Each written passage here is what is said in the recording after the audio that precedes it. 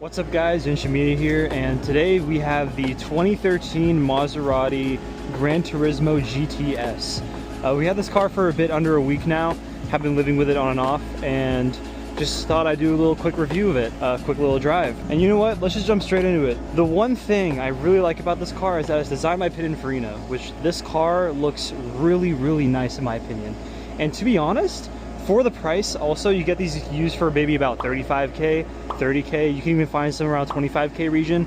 Sure, it would be a bit unreliable, but you get a lot of car for your money. You know, minus all the stuff you probably have to do for maintenance, this kind of reminds me of a Lexus LC 500, the modern day version, but if they made it, you know, 12 years ago. Which 12 years ago, I can see why this car would be very baller. Because just the way it drives, the way it feels, I could tell that this car is a substantial car. Of course, with it being a 2013, also has about 80,000 miles, so it's pretty worn down.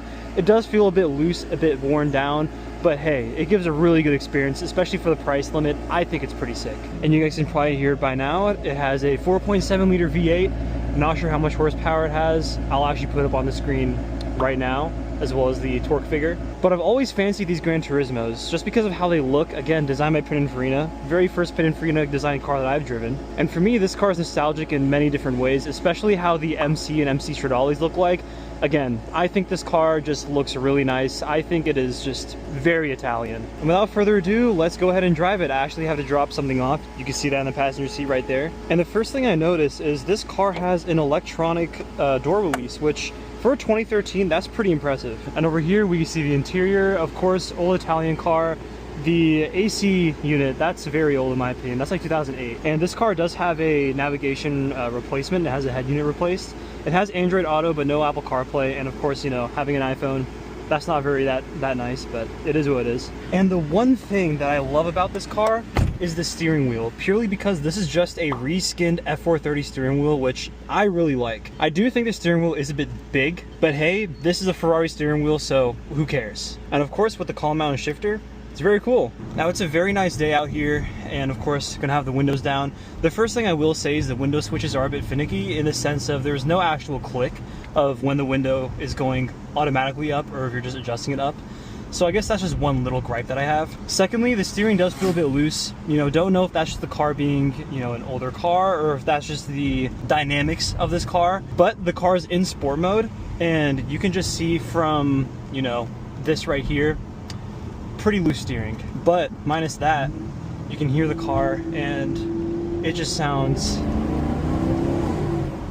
amazing. Which this car truly just does remind me of the Lexus LC 500, which I've had a decent amount of experience living with. And after all, they both do have very similar features in the sense of they're both just big, luscious GT cars with big naturally aspirated V8s. And we'll just hoon it around for a bit, because why not?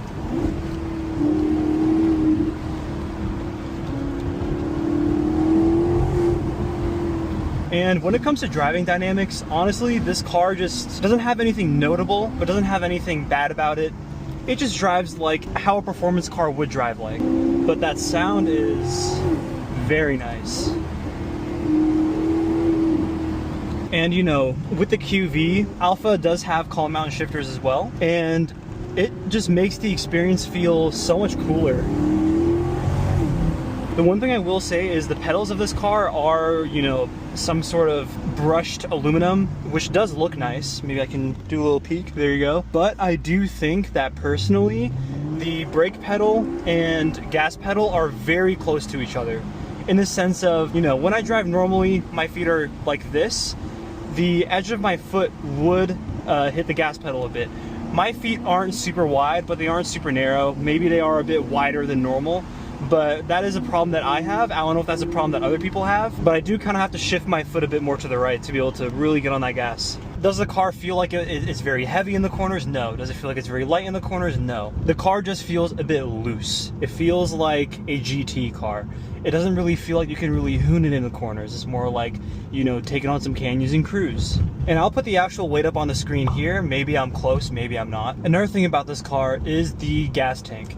Now, this car has a massive gas tank in the sense of, I think it's somewhere over the 20-gallon range. Now, the reason I'm mentioning this is because the car does guzzle through gas. I thought that this car, you know, even though sure, it is a big GT car, V8, all that stuff, I thought that, oh, it probably had like a, 14-gallon gas tank. I thought it was doing pretty good on gas.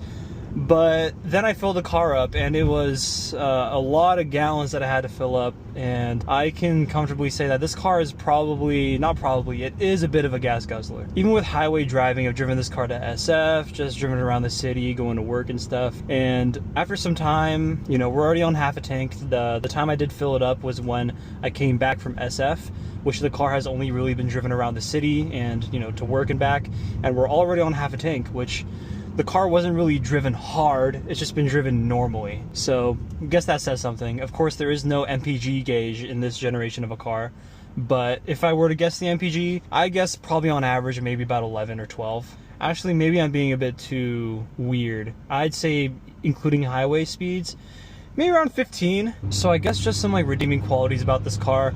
Of course, with it being a Maserati, love the blue gauges. Love the, aqua blue clock. At nighttime, it's glow in the dark blue, so that's pretty sick. The inner 3-year-old in me think that's pretty cool. I don't know about you guys. Again, steering feels pretty good, and I feel like just the one very redeeming quality about this car is the engine, because it is a very good sounding V8. Now, I guess just some cons about this car. I mean, it's a Maserati.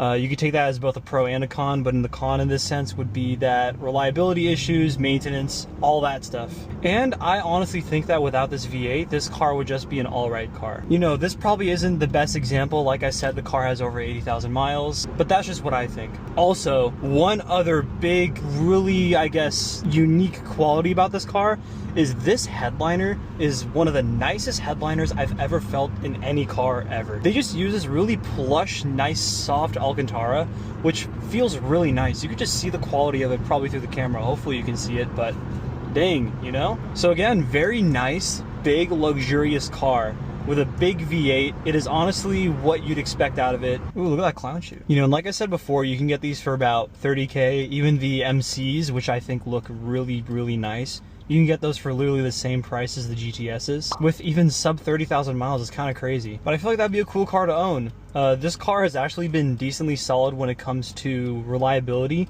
There's been no, warning lights or messages that came up.